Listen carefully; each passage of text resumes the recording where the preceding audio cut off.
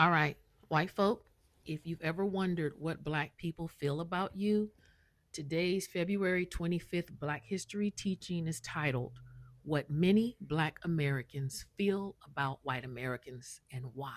Okay, let's talk because I'm tired of all these fake conversations. People always want to ask, why do black people seem distant or cautious or skeptical towards white people? They usually, when you all ask that as white people, you're usually expecting some type of emotional answer.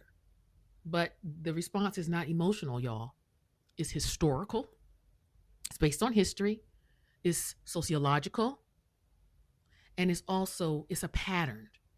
See, for first thing, black people are not a monolith. We're not all the same. Some blacks are married to white spouses, right? Some of us have white best friends. Some of us work in white dominated spaces every day and thrive.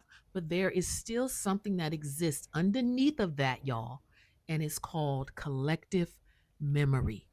You hear that, white folk? Collective memory. Let's talk about sociology. That's why I just love sociology, the study of people and concepts and things, because the sociology of trust. Trust is built through consistent safety over time. Let me repeat that. Trust is built over consistent safety over time. So, as a parent, your kid knows, oh, my mom is going to feed me every evening at 5 because you've consistently been feeding Jimmy at 5 for the past 3 years. So, you have built up a trust. Your kid knows that based on history of my mother and what she's done for me in the past 3 years, she's consistent with what she's going to do today. Well, that's how it is with black people and our feelings towards white folk. If a group experiences enslavement, as black folk did, legal segregation, voter suppression, housing discrimination, medical exploitation over centuries now, over centuries, our actual nervous system, the nervous system of that group, we adapt. So that's not opinion, that's called trauma science. Okay. Communities develop protective instincts. It's for the sake of survival, right? And America has a long documented record of racial hierarchy. See, this isn't ancient history. The Civil Rights Act passed in 1964. That's not even one lifetime ago. You understand? So let's talk about data because some of you all are really stuck on data. Studies from Pew Research consistently show a significant racial trust gap in America. Black Americans report lower levels of trust in institutions, law enforcement, and government compared to white Americans. That distrust didn't appear out of nowhere. It follows experiences, and experiences follow policy. So let's talk about economics and pattern recognition. Let's talk about redlining. Redlining wasn't a rumor, it was federal policy. The GI Bill disproportionately excluded black veterans. Mass incarceration, police disproportionately affected black communities. When you see patterns repeat across generations over and over and over again, you don't call it coincidence, you call it structure. And structure shapes perception, you all. So, what do many black people think? We don't necessarily, not all of us, some of us do now, but not all of us think hate. Most of us don't think revenge, but caution. Oh, yeah. Many black Americans operate what I call earned awareness. And what this is it's understanding that individual kindness does not erase systemic patterns. See, so that's why we can come to work and smile in your face with you white folk. And all along, we know from what our mama, our grandmama, our granddaddy, our great grandparents, and everything, not only what they've told us, but what we've seen and experienced. I can't trust her. White man talk with what? Fourth tongue, right? We can't trust what you say. You can smile in our face. You can do all that you want to do. Take us out for drinks, whatever. But history never lies. So, earned awareness is what we operate in. It's the understanding that individual kindness does not erase systemic patterns. You can like the individual white person. I can still like you as a white person and still question white systems. That's nuance. You understand? That's how some interracial couples really make it and survive because they realize, listen, this white person or this white person may not be racist. However, there are systems put in place that are. That nuance makes people uncomfortable, though. So let me speak plainly to you all, okay? If you're white and you never personally harmed a black person, right? Consciously that you know of.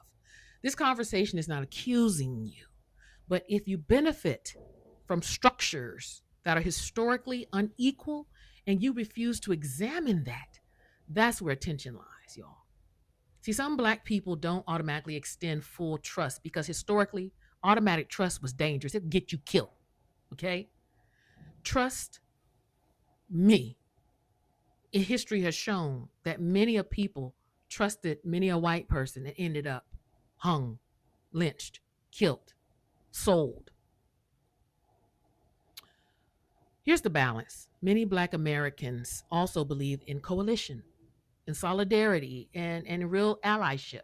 But allyship requires some things, you all. If you're an ally to the black people, to us, you have to first listening without being defensive. That's first and foremost. If you can listen without get defensive, then you have a way to be an ally. Number two, your way to allyship is acknowledging historical harm. Can't act like it didn't happen, y'all. Number three, speaking up when racism shows up. You can't just be silent anymore if you want to be an ally. And number four, understanding that proximity to blackness and black culture is not the same as understanding the black experience. I get sick and tired of some of you white women telling me, but I married a black man and my children are black. And just because you sleep with a black person doesn't make you black, honey. Even through penal injection, you ain't black. So I don't want to hear. So, ladies and gentlemen, I'm trusting that you're all doing well today and you are welcome to the channel. So, on today's episode, it's gonna be like something very different because most of the time we get this question as black people, and in most scenarios, you've seen black folks coming forth and talking about what they don't understand about white people. And most people might think that the black people hate white people. No, they don't. They just don't trust white people. Yeah.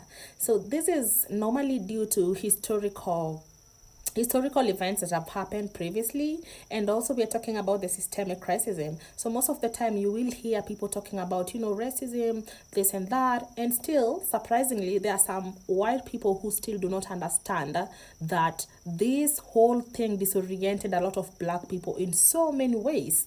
Let us talk about police brutality. We're talking about police brutality in some countries in Europe. We are talking about police brutality in the USA, the United States of America. When did just white people just came forth and condemned police brutality against the black people? In very rare circumstances. And you will find, if you ever find black people marching and fighting for their rights, and you find a white person there, probably it's gonna be because this white person is married to a black person, and therefore they have kids together, because now it will be like, what, this is my kids are here, they have this kind of life as well, which I have to look into as well. Take it at this scenario. Whenever a white person visits Africa, they get very well treated.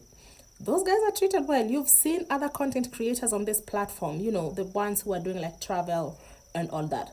They get really treated so well. When you ask something, when you ask a questions, there is like that kind of hospitality that is so just beautiful. But what happens when a black person decides to go to Europe? What happens when a black person tries to run away from police who are trying to arrest them? Just like that, you're getting arrested without being told what you did. And when you do this, when you try to run away, it's over. You get shot. Yeah. Tell me, when was the last time you've had a white person coming to Africa and then they get maybe not treated so well? It will be like on a very rare occasions, and this is gonna be like in some places that maybe they don't really know these things and all that. But in very rare occasions, you'll find that a white person has been mistreated in a black country, something like that. So when people are talking about what they don't trust about white people, is because the historical events, things that have happened previously. Because if you've been watching my channel, there's a video that I did about these patients who did not actually want to be treated by a black person, simply because they thought that a black person wasn't qualified enough for them to handle something like medicine. Yeah, take it as this minute. Also, in this platform, I've spoken about the black excellence, and most people normally think that if you are a black wealthy person, you have to be an athlete, you have to be a musician, and so on. So there's so many things that this creator that I've put here on my platform have spoken, and this is why they don't trust white people. It's not just about liking them and so on, but we don't hate. No, there's nothing to do with hatred here. It's just that, like, we could speak about this and then you go contrary to this. Take it at this point. How many black people do you know in the United States of America who have tried to vie for political seats, but they normally don't win because white people did not vote for them, because they did not get that support, and so on. So ladies and gentlemen, just in case you're new here, my name is Yvonne, and you're welcome to being part of my online family. And to my returning subscribers, thank you so much for being part of this. Thank you. And please, guys, remember to subscribe. Again, until next time.